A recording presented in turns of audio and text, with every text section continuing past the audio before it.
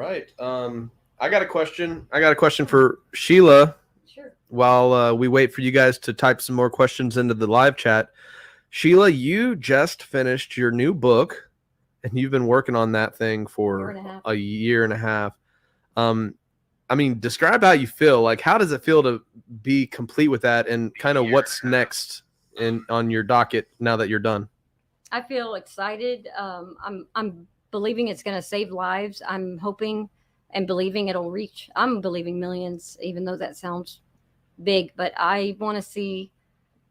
I think public opinion can reach further than any legal system, and it feels like a big weight lifted off my shoulders. It's been very painful to read all the details, remembering the torture they put Rob through. But I'm encouraged that there is destiny, and he's not dead. He's with Yeshua right now, and I rest knowing that he's with all his favorite characters: Abraham, Moses, Paul, the most misunderstood person in the scripture, and I believe they're actively working towards our future. So I feel like I was told to write a book and to expose it all. It's a tell-all. There's nothing held back.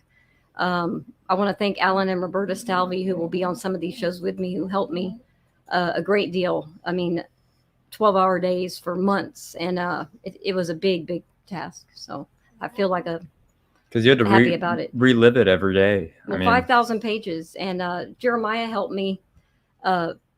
There was no signature. Rob had no signature in this, and we got the record twice. There was no signature, and so Jeremiah and I decided to run up to the hospital, and there was a little square that had a witness name, and so we just went up there casually and asked to talk to the witness, and we found her.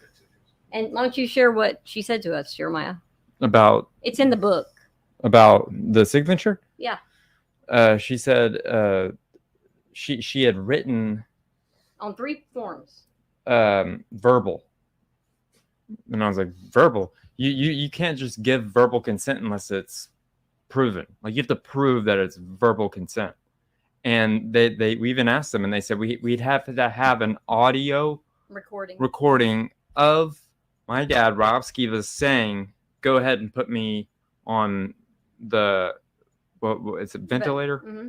Yeah, because he was saying no 17 times, and so there had to be consent, and there was no signature of his, no signature of mine. I had medical power of attorney.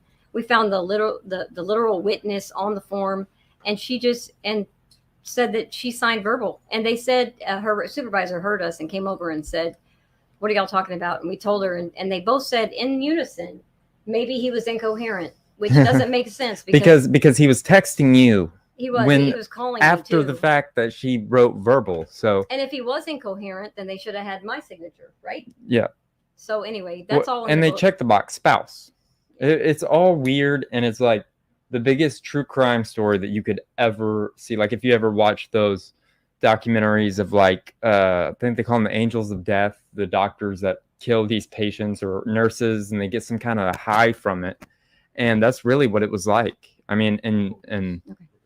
Just having to sit there and watch it every day, watch what my mom went through, not being able to get in, was probably the hardest experience in my life. Another thing that they do, which I've heard across the board of other people that have experienced loved ones that have died, is the isolation. They isolate you. They only allow 1 visitor per day.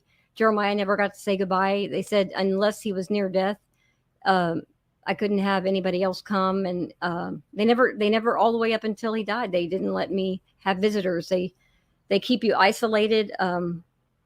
They have good cop, bad cop. One doctor always saying overall stable to keep you off your guard. And then the other doctors forcing a tube down his throat, tying him down. They literally tied him down, put him in restraints. And then 21 days. And I'll live with that nightmare for the rest of my life. I don't know what they did to him, but I do want to know who cut the wristband off of his wrist. He had them put a DNI on his wrist, and somebody had to cut that off in order to do what they did. So someday I hope to find that out. We'll get to the bottom of it. Yeah. I think Rob was murdered, but yeah, it was definitely murder. It was not just murder. It was premeditated murder. And I know that for a fact, because every story I've heard of other family members, it's to a T, the same way, the same words. I don't know if they got a script. I don't know if they were emailed. I'd love to find those details out. But yes, I believe it was premeditated murder, and I think we deserve justice. I'm praying for Nuremberg 2.0. The people that are still working in the hospitals know what they're doing, because and you'll see in the book, there are other nurses that have, consciences that have written, even the foreword is written by a nurse that had to leave.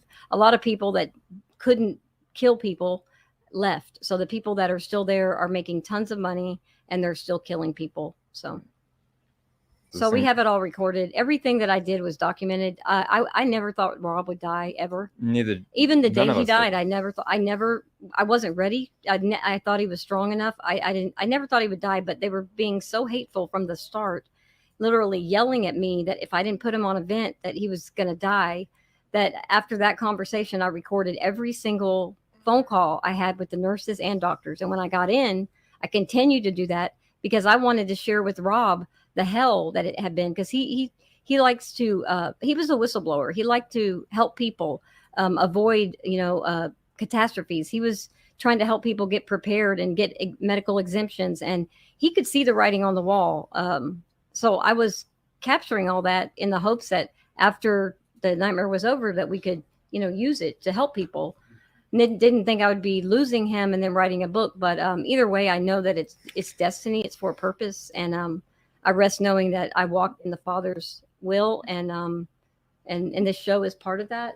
And so I thank all of you for encouraging us and helping us get the word out. I will say, if any of you out there could send a review to Amazon, it helps them to boost the book, and we get more eyes on it. The more people that leave reviews, the more people that they suggest the book to. So if you could please leave a review if you have time, I would really appreciate it. Somebody said, can't wait to get Sheila's book. What do you suggest for anyone that might be in similar situation in the future? I'm so distrustful of doctors and hospitals, even more so now. Blessings to y'all. Thank you for the super chat. And I have a great solution for it. And this was not by accident, but I had named my book before finding this website. It's called protocolkills.com.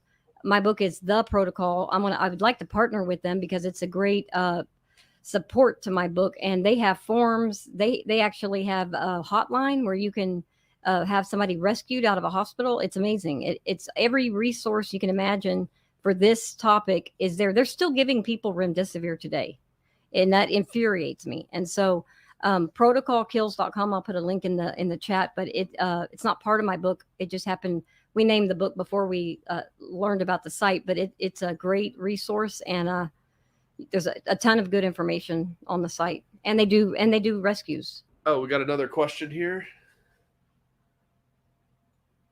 I can't see it. Could we click on that? Oh, here we go. Can you guys get Dr. Malone or the other doctor that speaks out? Dr. McCullough's from Dallas. I've sent them tons of stuff. Hoping we can. He's also best friends with Dr. Bartlett. Like, if you go on Twitter and you type in Dr. Bartlett, it's always from Dr. McCullough. I'm surprised he's still on Twitter, but I guess Twitter is somewhat free again. But we're open to talk to any of these people if they have the time. We're going to be sending complimentary books to Dr. Artis and all the other ones that are publicly speaking out against it when the books come.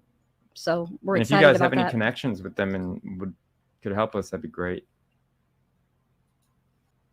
Yeah, spread the word out. If you have any favorite truth or podcasters or anybody who, please, yes. Yeah, please suggest they have Sheila on. Mention the book, mention the story to them, and see if they'll contact her for a interview. And what email is it that they would go to? For the protocol that kills, it's for just that purpose. It's Sheila SKIBA at proton.me.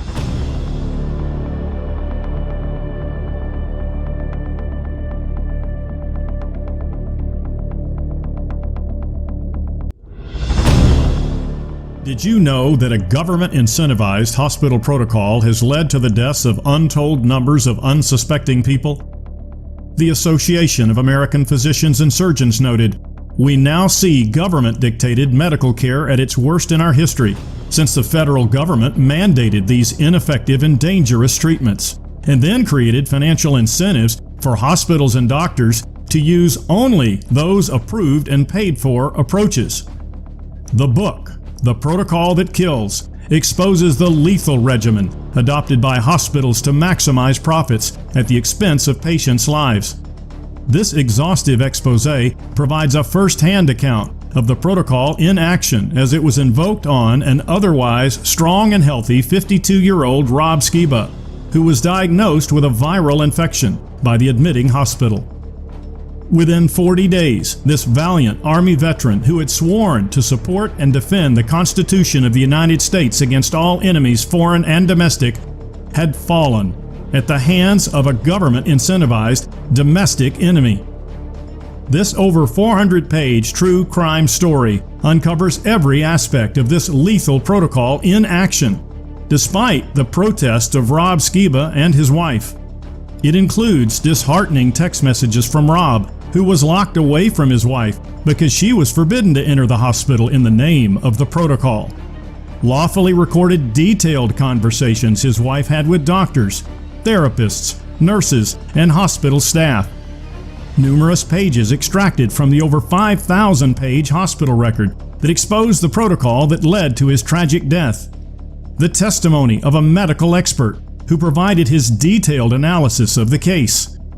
Invaluable and timely insights of a legal counsel who provides the story behind the story by providing crucial details and evidence, along with over 100 citations from clinical studies, medical journals, federal regulations, and relevant books and articles that prove Rob did not die of natural causes, but due to the perpetrator's insistence that he follow the mandated and inhumane protocol that kills.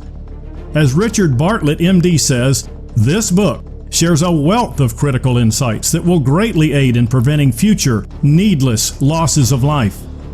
The purpose of this book is to sound an alarm of a clear and present danger, as this lethal protocol is still being used against patients in hospitals all across America, and to provide you with essential insights that could help save your life or the life of someone you love.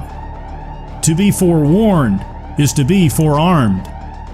Get a copy today at theprotocolthatkills.com.